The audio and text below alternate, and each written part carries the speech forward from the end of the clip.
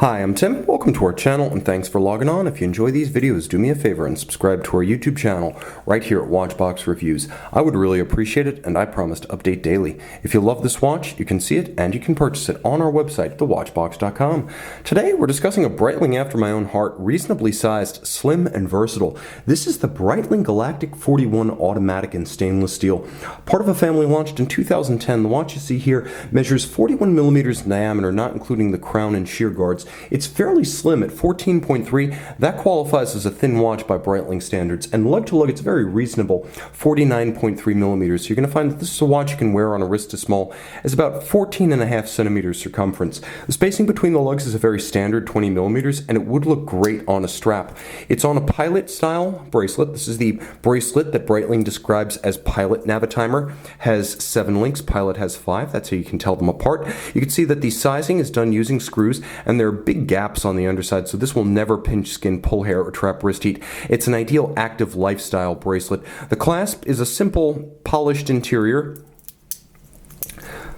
folding and stamped affair with a clamshell lock, and as you can see there are several different anchoring points inside the clasp for fine-tuning, so you can remove individual links on both sides, but you can also change by about 1 millimeter incrementally in or out to fine-tune. Quite secure. It's a solid bracelet. It reminds me of pre-milled Rolex bracelets and clasps. It has more solidity than the old Rolex bracelets, but the clasp and the clamshell itself is very similar to Rolex circa 2000.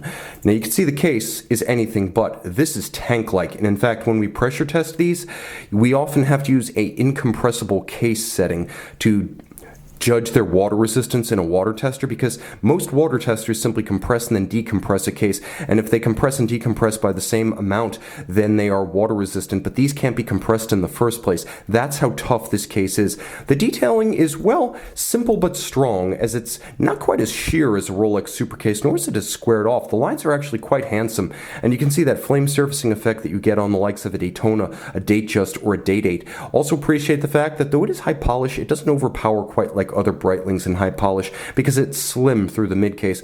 You could see a standard chronomat inspired onion style crown and minimalist shear guards. The bezel featured a remarkable captive construction. Normally these captive bezels feature 3, at most 4 screws anchoring them to the case. Here you have an immense number of screws, 1 per hour in fact, holding this bezel onto the case, so you are not going to accidentally snap this off if it hits a door frame or drywall. A very rugged construction method also used by Zinn, and it is a 120 click dive style unidirectional bezel, which is to say it moves in one direction. It has a large luminescent pearl covered by a piece of sapphire, and as a result you can absolutely use this 300 meter water resistant watch with unidirectional bezel as a diver. You'll also note that it features a little bit of a galactic style or digital bezel, and this profile debuted on the Galactics and spread across the other watches in Breitling's catalog, but this is known as the digital or the Galactic, sometimes called the Space Invader bezel. You'll also note the rider tabs, a longtime Breitling signature,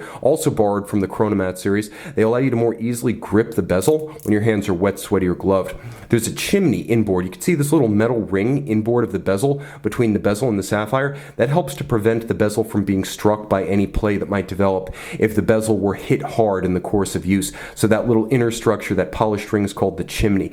The dial has tremendous depth. There's a flange outboard or a Rayhot that is printed with a railroad style minutes and seconds track, and you can see quarter Arabics, or I should say tri-Arabics, 15, 30, and 45, with a triangular index at 12, all applique and polished indices. You can see that they have been faceted inboard to trace the quadrant outline of the center dial, which features a pinstripe style vertical striation, Breitling winged B logo at 12 o'clock, and a double-digit date, which is part of the design theme of this watch. I'm going to thread the crown out for a moment so you can better see that feature, but the double-digit date is one of the signatures of this model, and it looks great.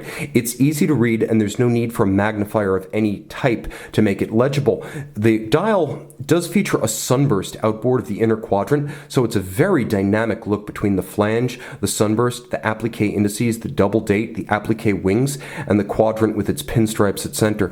Underneath the caseback, Breitling Caliber 49. Breitling Caliber 49 is an ETA 2896 with the Grand 8. Automatic winding, 42-hour power reserve, 28.8 beat rate, stop seconds, and quick set date. It features COSC chronometer certification, so it is a chronometer spec 2896. High-tech stuff by ETA caliber standards. It manages to be a grand date, a chronometer, and exceptionally slim, because this isn't based on the 2824, but the thinner and finer of the two ETA movements. It's able to be a much slimmer watch than you would get with a standard Breitling caliber B17 that's generally the 2824. So this watch is a little bit of an upscale, and one might even say understated option from Breitling. Between the size, the slim profile, the lack of a chronograph, and the minimalist dial, this is an attractive piece. Water resistant down to 300 meters. It is the works, and a Breitling that I would wear proudly. See it and make it yours on the watch box. Breitling Galactic 41, loomed seconds hand and bezel pearl.